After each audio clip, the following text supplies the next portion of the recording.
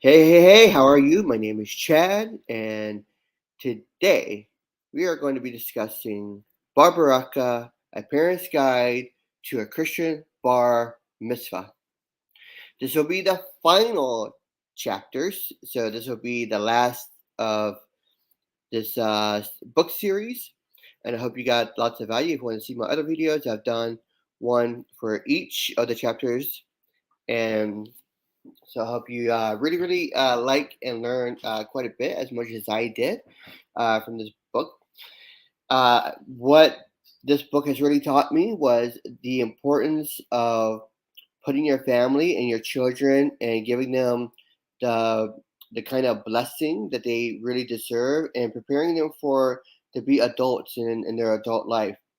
And I'm a big believer that, you know, business and family are mixed together because whatever happens within the family will greatly affect what happens with your business. Whatever happens with your business will greatly affect what happens in your family. And because you are you are an extension of your family and your business regardless of how you try to separate the two. And and when it comes when at the end of the day, what's more important is ensuring that your family has right kind of the right kind of equipment to empower them, for their future. And so we know that baraka just means blessing, empowering to prosper. And what the bar baraka or mitzvah does is that it empowers your children to transfer them into manhood or womanhood, and this is very important, for them.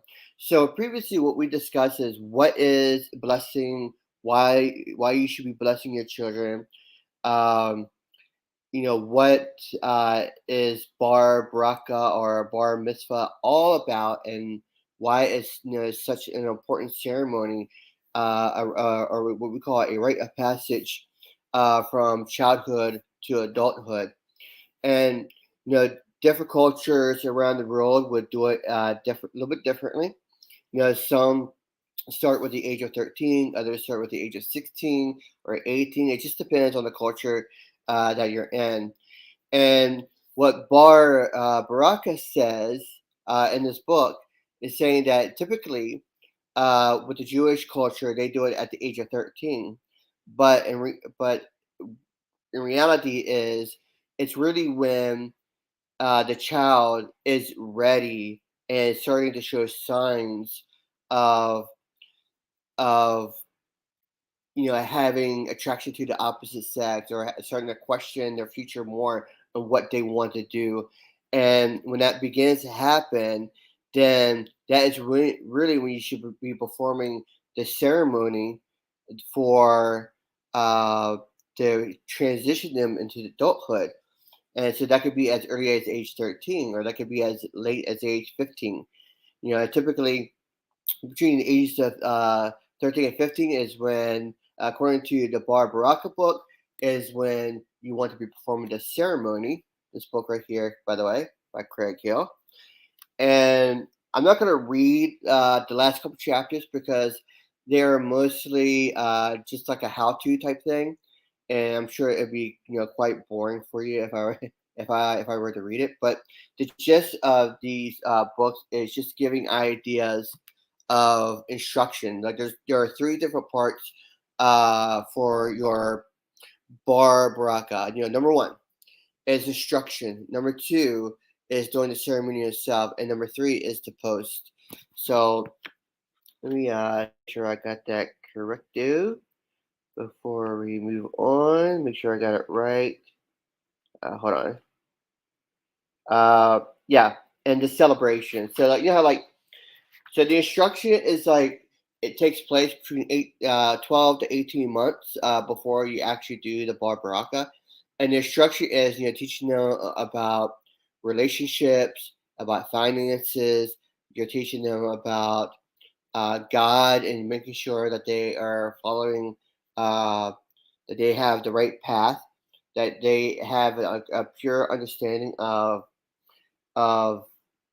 courtship and you know looking upon the opposite sex, because they had that sexual attraction and stuff like that. So they really need to have understanding of how to really um, use that, really to be able to understand it, quite a bit. And then once that takes place and they're ready for the ceremony, you have the big ceremony, like you're having a wedding. You're pronouncing uh, to the world, to those there, that your child, your daughter or your son, is now entering into adulthood. They are entering into manhood, entering into womanhood, and the adults are receiving. There's being blessings being put onto the child, and for so many, as I was reading this, and I was like, it would have been really, really cool to have such a ceremony that would have, come into play for myself. And of course, my family doesn't know anything about that. They don't know. It's something that's completely foreign because it's not taught in our society. It's only taught among certain family cultures that really institute this. And I just feel like it myself, coming to tears a little bit just reading it. And I'm like, oh my gosh, man, this is, and I'm thinking of my own daughters, because I got three daughters, and I'm just like, oh my goodness. I mean, I just can't imagine the sense of joy and the sense of pride, that will come from that, because it's so much emphasis on the father, putting their love and their devotion into the child and really making them, feel so important. And in my mind, I'm thinking, this, when you do this, you are truly empowering your child to become something greater than themselves. You're teaching them uh, to be able to make their own decisions, to be able to understand what it means to court someone of the opposite sex. You're teaching them how to, about the finances, and teaching them to, you're really preparing them, for the future, so that even at the age of 13 or age of 14, they're able to make their decisions based on the things that you have taught them, based on the experiences that you have given them, and then you're still there as a guide. What happens is, unfortunately, as as parents, we have the tendency to want to control our children. We want to control them once they hit that age of puberty, and we want to try to grab them and keep them from doing something that they shouldn't be doing. When in reality, we should say, hey, here's choice A, here's choice B.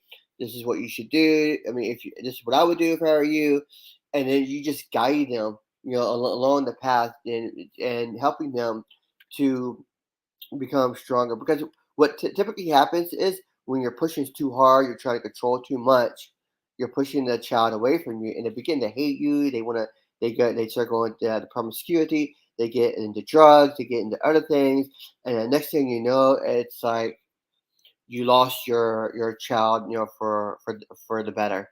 And we don't want that, right? We don't want that as a parent, and so you can see now how the choices that we make as parents can greatly affect our children and their future, and it can really affect the generations to come. So there's so many generations, that could be affected, and so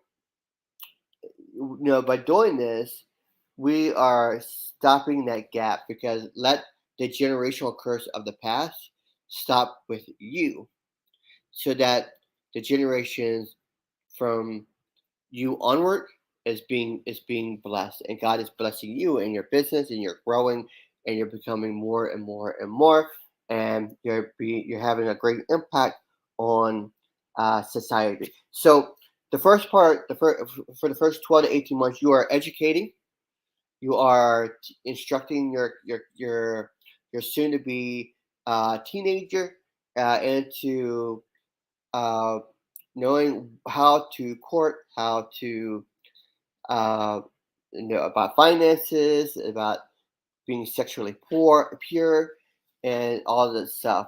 And then we get into number two, the ceremony. And you want to, and what the book says, and I totally agree with this. You want to make the ceremony just like if it was a wedding. It's a big, big, big, very, very, very big deal. You want to have the ceremony. The father's there is blessing, and of course the mom is there as well, and then the child is being received into adulthood by other adults, by other spiritual leaders that are there, and they're receiving the child as an adult. So maybe you have like a little bridge, from childhood to adulthood, and all that great stuff. So the ceremony. It's a very, very big deal, and you want to spend a lot of money on the ceremony, just like if you're going to be spending a lot of money on a wedding. And number three is the reception, right? The celebration. You want to have a big celebration after the ceremony to celebrate your child that just went into adulthood, and which is also very, very important. You want to spend money on that and good money on that to make sure that they are there. And I can tell you, just from reading the book, and also I've seen this happen before when I lived in the Philippines with the church that I used to go to that did practice this. You don't find very many churches out there that actually practice this, but the one that I did go to, they did practice this, and it's a very, very big deal for the kid. Very, very, very, very big deal. And many will remember it for the rest of their life. And so I encourage you to, read the book, Bar Barakah by Craig Hill, and I believe that you will find it to be quite helpful. He has other books too that are very, very good.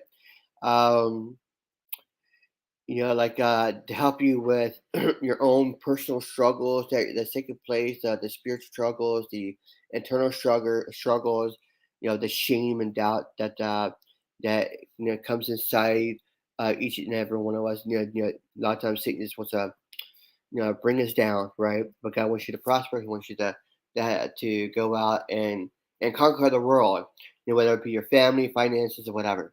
And that's what he wants. That's what God wants from you, and He wants you to be able to be impactful and to really, you know, be the kind of person that you are called and meant to be.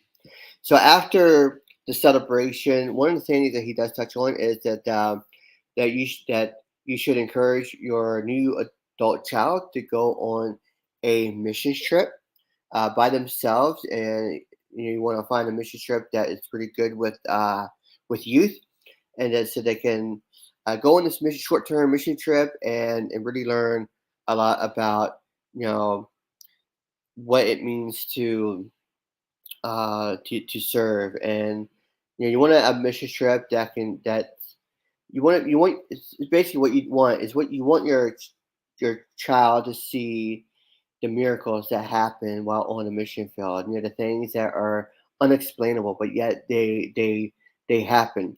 It's like when I lived in the Philippines. I would witness some of these miracles that I don't even see in America half the time. It's like, and when you come to America, because it's like I'm not sure why there's not much that on the America side that happens that you can actually see. There is, but you have to find it. But when you go to countries like the Philippines, sometimes God uses these, and there's miracles and things are happening, and you're just like, whoa, only God could have done that. And when I speak of my own marriage, you know, only God could have orchestrated such a marriage for me. Only He could have done it. And there's so many reasons why that I'm not going to get into in this video, because it's not the purpose of the video. But so I hope you got a lot out of this. If you did, please share with your friends. Comment, make a comment in the comment section. Let me know. Do you agree with this concept of bar mitzvah? With the Jewish do, but we will call it bar barakah because we're a Christian and we are sons and daughters of the blessing. Bar barakah, bat barakah, bar son, bat daughter. So let me know. Let me know what you think, and we look forward to seeing you on the next video. You take care. Bye-bye.